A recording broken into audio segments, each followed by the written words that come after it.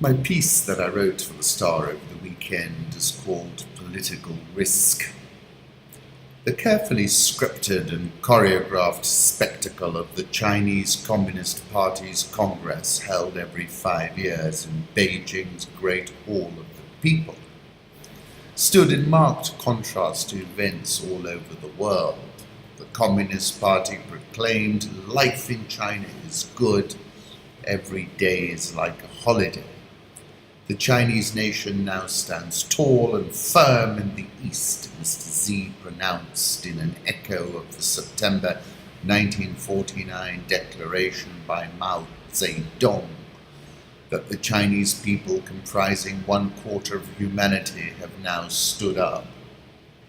In a world that moves at a dizzying speed and can detour wildly off course with one tweet from President Trump, Xi Jinping's China presents itself as a country with a plan, and one that is moving inexorably forward. Of course, China is brutal in stamping out any noise that might cause interference to the signal. In Europe, we're seeing Madrid, the centre, trying to snuff out Charles Puigdemont, and Catalonia's surge towards succession. Decapitating the Catalonian government is hardly going to prove a clean guillotine. Further afield in the Middle East, the Kurds, who also recently held a referendum, are seeing their dreams being snuffed out. This narrative of succession also resonated here in Nairobi a little, with David Ndii casting himself as a Kenyan Charles Puigdemont. China's Xinjiang would vote for succession to a man and a woman, but China has turned Xinjiang into a laboratory experiment of state control. Political risk in Africa can be read in tooth and claw. Somalia, with its newly minted government, has been an improving news story until last week, when the explosion of an enormous car bomb flashed dystopian images of Mogadishu around the world. I saw a photo of two sons carrying the charred embers of their mother. President Farmaggio is all set to call for more war. In South Africa, we saw the rand tank to 10-month lows as rumours swirled that the Deputy President, Cyril Ramaphosa, was set to be ejected.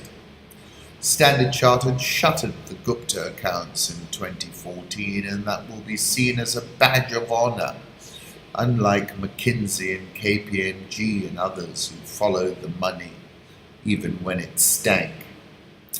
President John Pombe Joseph Magufuli of Tanzania presided over the abject surrender of Barrick chairman John Thornton last week in a ceremony that looked something like from the end of World War II. Tanzania's Barrick Gold majority shareholder in Acacia Mining will disgorge a 16% stake in 3 gold mines, a 50% share in revenues from the mines, and a one-off payment of $300 million to resolve a dispute that has hit its operations in the country. I completely accept that it is in Tanzania's national interest to chase the highest absolute payout it can, and as such, President Magufuli is standing tall. The open question is this. Thornton's Barrick Resources evidently had already made substantial investments in Tanzania, and in that sense we can characterize them as a sitting duck. Barrick must have had to make a calculation as to what it would cost to walk away versus staying in. Aliko Dangote at a Financial Times Africa conference said this about Tanzania's mineral reforms to increase government equity. They are coming through the back door to seize your assets, he said. The question for Tanzania is this: is Tanzania still an investment destination, or will this prove a Pyrrhic victory? Of course, it would be remiss of me not to speak of our date with destiny on October the 26th, Interestingly, President Trump is set to accede to the release of the final documents of the JFK assassination on the same date. Gina Moore tweeted, "So much for anyone paying attention to the revote in Kenya on October 26th, I guess." Roselyn Akombe's, the erstwhile IEBC commissioner's disembodied voice came to us out of the ether. The IEBC chairman surfaced and did a near-perfect rendition of a rabbit caught in the headlights. The NASA leader announced all will be revealed the day before on October 25th. We are in a very fluid moment. Will October 26th prove a political guillotine? Can the opposition maintain the insurgent and asymmetric response and degrade October the 26th?